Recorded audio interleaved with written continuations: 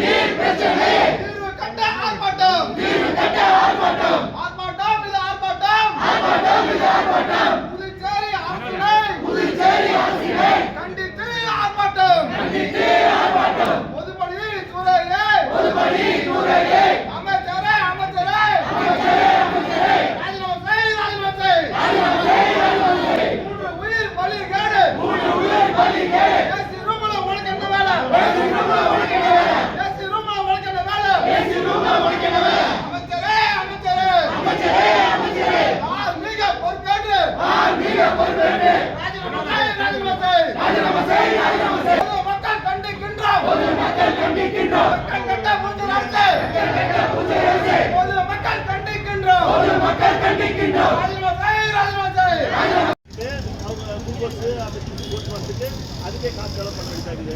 Government hospital போனாக்கா எனக்கு அது நீங்கள் நல்லாவது அது கூட பெட்டை இறங்கி போட்டு வேறு பெட்டு கீழே படுத்துக்கிறாங்க. கீழே படுத்துக்கிறவங்க என்ன செய்கிறாங்க, ஐயோ இது போனாங்க கீழே விட்டுருவாங்க. இது இது சாதாரண வேலைக்கு உங்களை பொறுசலவே இல்லை, நீங்கள் பார்க்குறீங்க.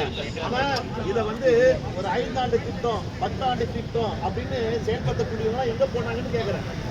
அவங்களாம் என்ன பண்ணுறாங்க இந்த ஊரில்? அவங்களுக்கு நடக்குது தெரியுமா? உங்களுக்கு தெரியும் சார், டெய்லி நீங்கள் பார்க்குறீங்க, நானும் உங்களை பார்க்குறேன், உங்களுக்கு தெரியும். ஆனால் இதை செயல்படுத்தக்கூடிய அதிகாரிங்க, உங்கள் உயர் அதிகாரிகளுக்கு தெரியுதா தெரியலையா? அவங்க நிம்மதியாக இருக்கிறாங்க. அவங்களுக்கு பங்களா கொடுத்துறீங்க, கார் கொடுத்துறீங்க, ஜீப் கொடுத்துறீங்க. சார் ஏன்ட்ட பேசுகிறேன் சார், நான் ஒரு எம்எல்ஏ, கான்ஸ்டியூஷன் எம்எல்ஏ. என்கிட்ட யார் பேசுறாங்க சொல்லுங்க. மூணு பாடி 3 பேர் இங்கே செத்து இருக்கிறாங்க. 3 பேர் இன்னைக்கு ஒரு நேற்று சாயங்காலத்துக்குள்ள 3 பேர் செத்துக்கிறாங்க.